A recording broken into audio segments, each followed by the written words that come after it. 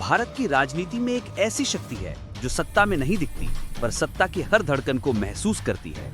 ये है राष्ट्रीय स्वयंसेवक संघ आरएसएस, जिसने एक समय एक राजनीतिक दल को जन्म दिया और वो दल आज दुनिया की सबसे बड़ी लोकतांत्रिक ताकत बन चुका है, भारतीय जनता पार्टी। पर अब सवाल उठता है, क्या आरएसएस अपनी ही सबसे सफल रचना पर से नियंत्रण खो रहा है?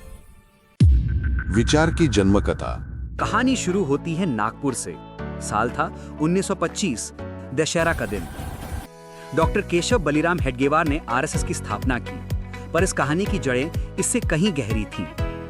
1916 में लखनऊ पैक्ट। बाल गंगाधर तिलक ने मुस्लिम लीग के साथ एक समझौता किया, जिसमें मुसलमानों के लिए अलग निर्वाचन क्षेत्रों को स्वीकार किया गया। उस वक्त तिलक के कई समर्थक बालकृष्ण शिवराम मुंजे, जीएस खापर्डे और बाबा साठे इससे बेहद असंतुष्ट थे। उनका मानना था कि तिलक ने मुसलमानों को जरूरत से ज्यादा अहमियत दी है और इससे हिंदू समाज की ताकत कमजोर होगी।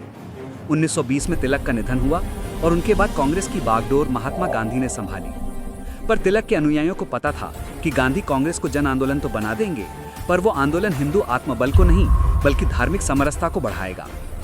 नया रास्ता। उन दिनों दो हिंदू संगठन पहले से सक्रिय थे, हिंदू महासभा और कुछ स्थानीय उग्र समूह। पर मुंजे और हेडगेवार जानते थे कि ये संगठन केवल भाषणों और सभाओं तक सीमित हैं। इनमें अनुशासन है पर निरंतरता नहीं, जोश है पर संगठन नहीं। हेडगेवार का विचार अलग था।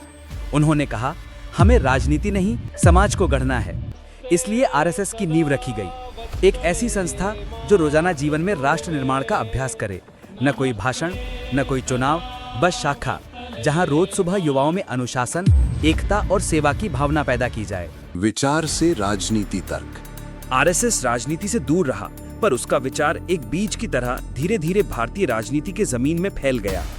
1951 में उसी विचार से जन्म हुआ भारतीय जनसंघ का और आगे चलकर वही पार्टी बनी भारतीय जनता पार्टी।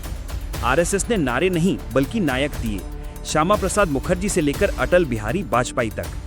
फिर 2014 में एक ऐसा दौर आया जब बीजेपी स्वयं शक्ति का केंद्र बन गई। नागपुर की शाखाओं से निकला विचार अब दिल्ली के सत्ता भवनों में फैसले लेने लगा था। सत्ता बराम संस्कार।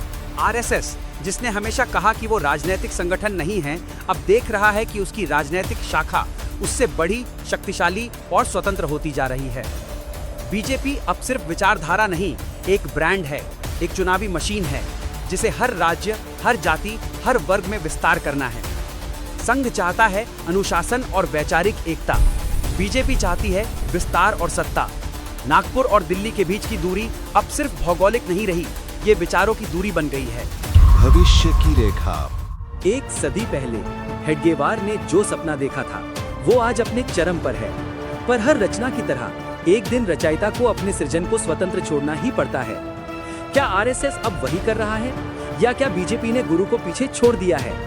शायद ये दोनों की परिपक्वता का चरण है, जहां संघ संस्कार है और बीजेपी सत्ता का स्वरूप। समय बताएगा, क्या आरएसएस नियंत्रण खो रहा है या बस एक नई भूमिका निभाने की तैयारी कर रहा है। वीडियो देखने के लिए धन्यवाद। हमारे नए वीडियो देखने के लिए चैनल को सब्सक्राइब करें और वीडियो अच्छा लगे तो लाइक करना ना भूलें और अपने दोस्तों और परिवार के साथ शेयर करें।